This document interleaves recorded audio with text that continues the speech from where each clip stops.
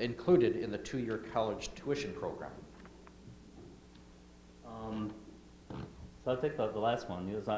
That was something that was put together by some people in the city and the mayor, and so I think it's a great idea. I mean, I would love for it to come downriver, but you really kind of have that driver in the city to help bring that forward. I think it's been something that lots of us have been thinking about. How do we make sure that we can get people into at least a two-year kind of a program, if that's what is appropriate, if that's what's going to help them go forward. So, I think that's it's a great idea, and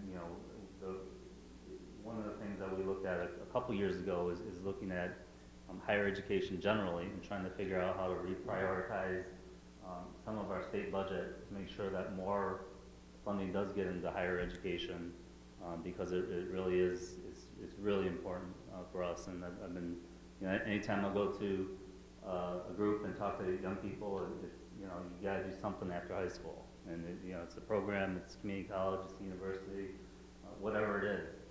But one of the things that we've been doing recently, and this is something that, again, the governor has said, let's try to do more on, is career and technical education.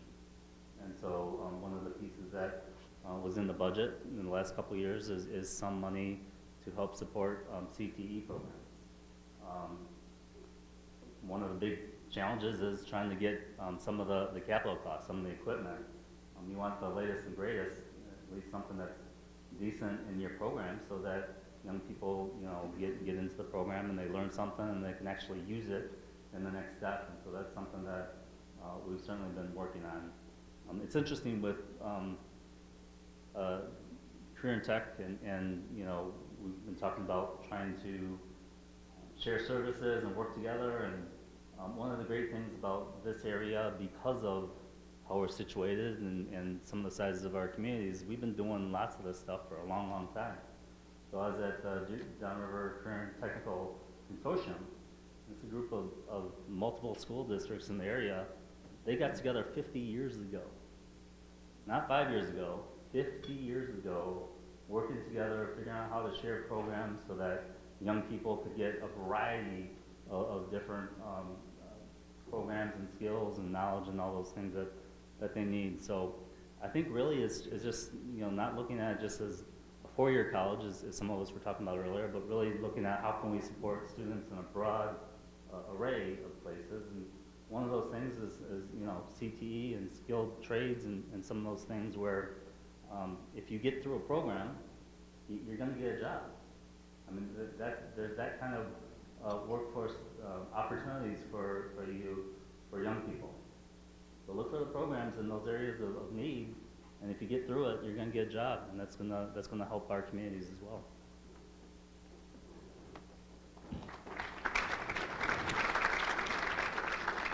Senator Hood, what steps are being taken to help college students with the cost of tuition at the university level?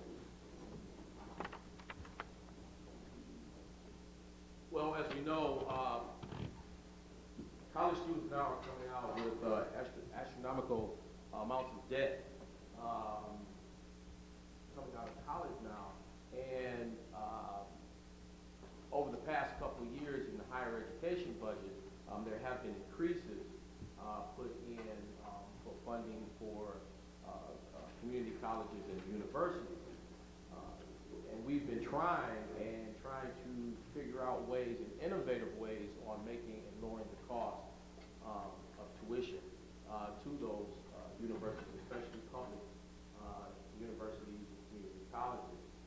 But we've been trying to make that happen, of course, with all the budget woes that we have here in the state of Michigan, trying to make it so that we can promote and keep our students here in Michigan, because nobody wants to get on a plane to fly somewhere to have to go visit their kids all around the country. Even though there's some great, and we have great universities, but around the country, but we like to keep it here locally here in our area, and so they can get a good education here.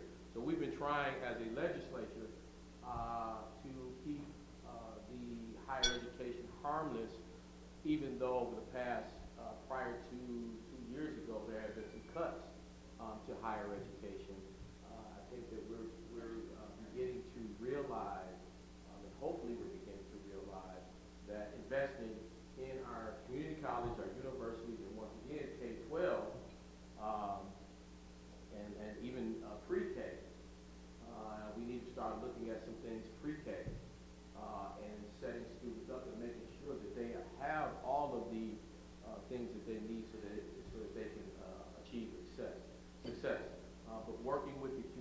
college and the university.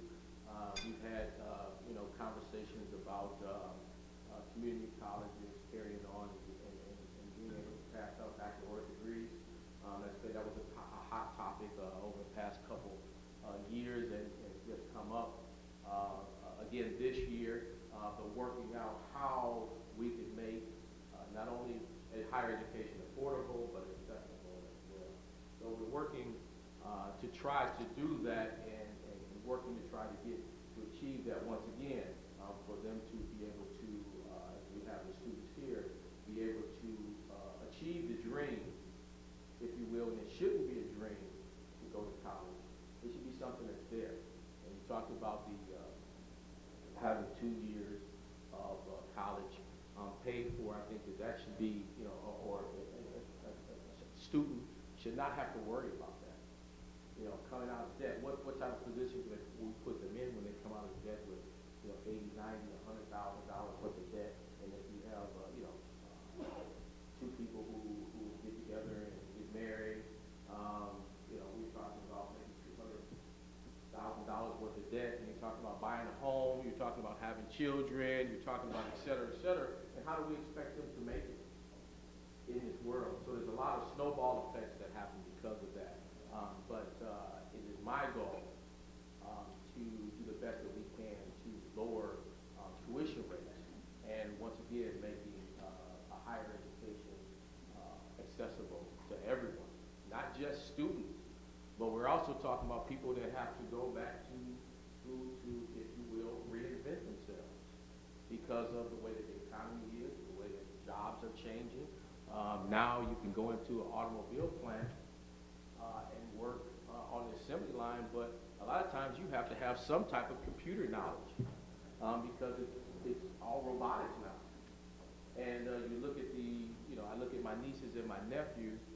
I'm looking at my 3-year-old nephew, and he's on the little tablet, and he's going crazy on the thing, and he's learning all of this stuff. And I'm sitting there like, can you teach it to me, please?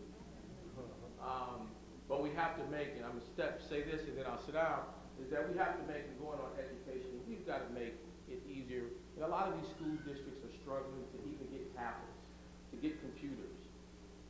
And that's a big piece of it. I mean, because it costs money. It costs money to have Wi-Fi and, internet access in school districts. And that's one of the big pieces and the big money things that we're talking about that has to be invested in our kids. So I know I kind of got off subject a little bit, but thank you for allowing me to get off subject a little bit.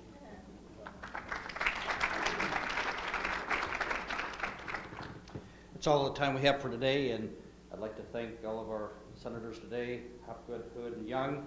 I'd like to thank all of our sponsors for making these forums possible. Let's give them another round of applause, please.